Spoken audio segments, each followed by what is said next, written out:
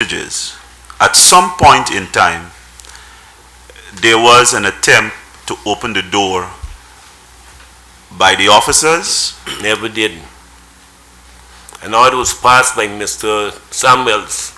Lock the door, get down from there. Let the born and dead. Now, Mr. Browne, we know that the door was opened subsequently. Do you know who opened that door? Prisoners. And some officers end up assisting in the final come now. So you would say that the first set of persons who attempted to open that door were the prisoners? I would say it's the prisoners that I sent from Old Capitol. And then at some point in time, the officers joined. Yeah, they joined when you were smelling human flesh. At that stage, that's when they came, when you're smelling human flesh. And did you at some point in time, when they were trying to assist to open the door, did you observe anyone videotaping? I don't think so, I think if anybody did with tape, it would have been from my phone, and they had not much. Now, Mr. Browne, it's already in the public domain that you are a frequent user of the Facebook. Yes, I am. And I always will be.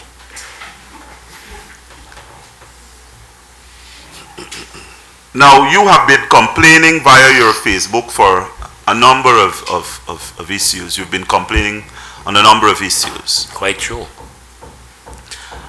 One of those issues would be treatments meted out to inmates by the officers. Well, it was a very lovely topic you pick. I must compliment you. Now the type of things, treatment handed out to prisoners is like quite recently, Mr. Romeo saying cakey chief principal officer run to the front gate with the rifle for a man who begging for bread. You could imagine that.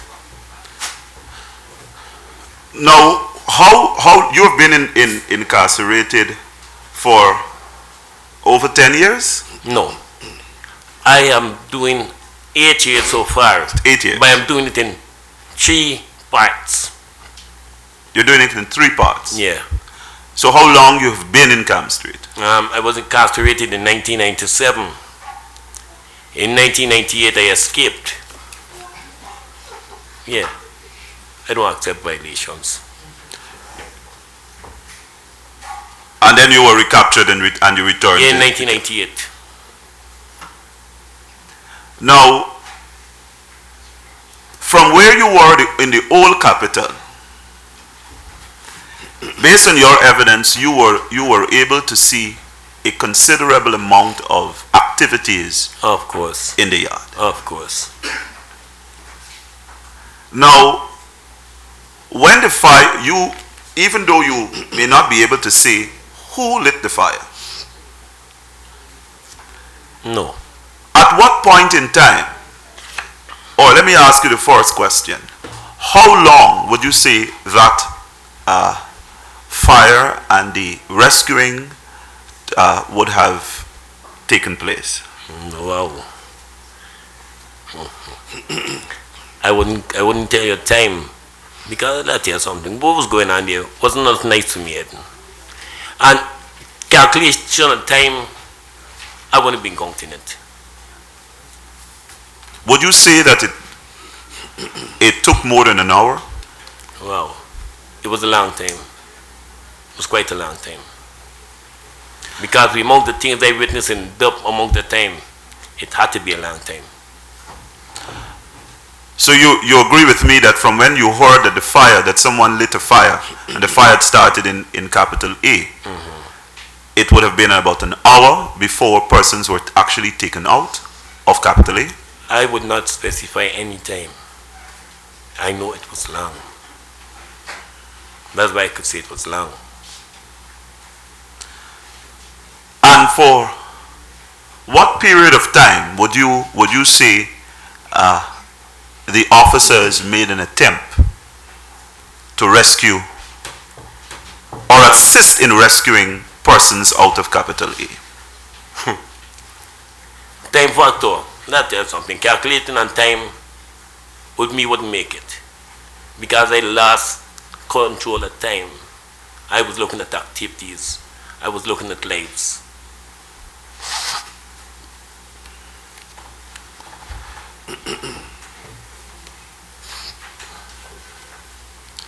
Now, based on the fact that you have been incarcerated for some time, you would agree with me that that is not the first time there was a fire that was lit in the both capital A. I don't think I have to agree with you. I think this whole country would agree with you. It's a norm. On more than one occasions. It's a norm. It's a norm. It is something that prisoners can do to control. They don't just do it widely.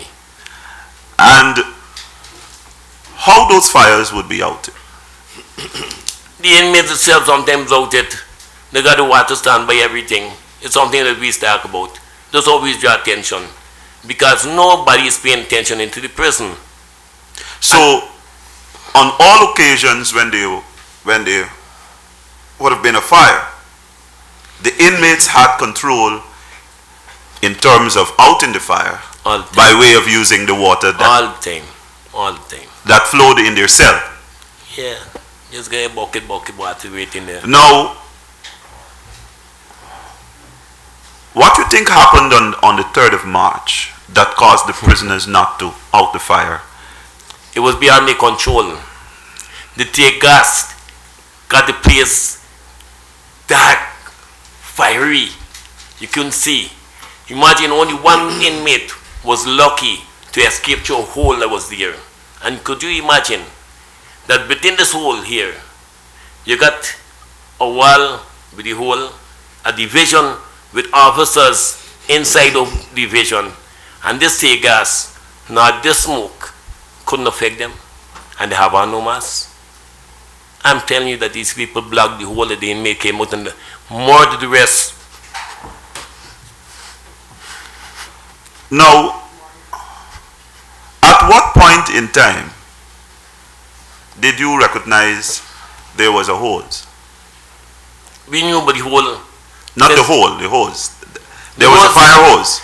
The fire hose been in the yard since the day before that fire practice. So the fire hose was always there? Always around. Water was running. I just done bed before I go back to my phone and me I'm up with my phone. Now at what stage you saw water coming out of that fire hose? Wow, very last stage when people done dead.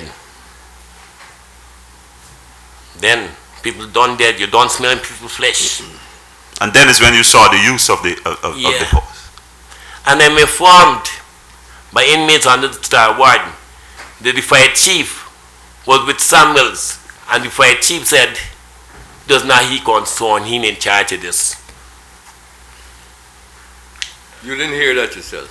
No, but the guy inmates, everything happening in jail just come tell me. And they're willing to come here to say that as well. Now, it's interesting that you mentioned that you went back into your hammock with your cellular phone. Mm-hmm.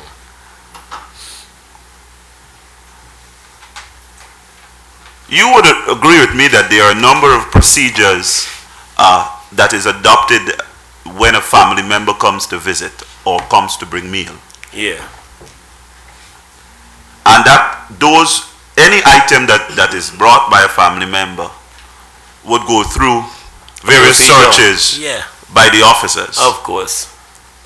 And when you are taken to court, when an inmate is taken to court, and that inmate returns to the prison, that inmate is checked. Not so?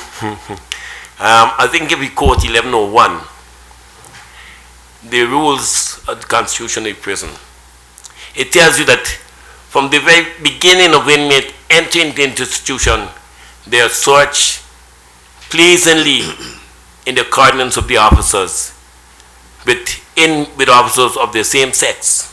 So from the very start entering into the prison, you search. Come from court, you search. Everything that happens with your food, everything is search. If anything goes contrary, like I don't have on the telephone, it's a breach of security. I think you should knock out the whole administration. So how is it that the phones are getting into the prison, Mr. The Browne? officers themselves bringing it and we buying it. And we stay buying. So the officers bring the cellular phone in prison. Now let me tell you something. How much would you pay for a cellular phone, Mr. Browne? Now let me tell you something. I pay 7,000 for bringing a phone. 7,000. For bringing a phone because I got a proper phone.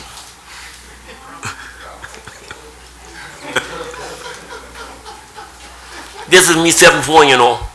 This is your 7th phone? Yeah. The administration take No. Interestingly, that I want to ask you.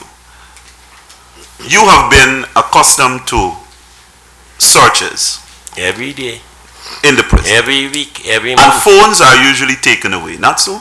And as soon as they're taken away, you pay and get them back. Right. So, the reason I asked you that, would you agree with me that the inmates were not beginning to or began to behave in some riotous manner because their cellular phones and marijuana was taken away? Oh no, we accustomed to that. We happy when they can. Because when you get a job, this who got it to make money. We ain't got no problem with that. First man land, the sea got to go in. We ain't got no problem with that. It's a race. We know the wild guy eating, we got eat. No, would you explain that to him in force man land and The first person will get back a boodle. yes, the boodle would be what? You? The marijuana. The marijuana. And I'll tell you something. This thing here is nothing. This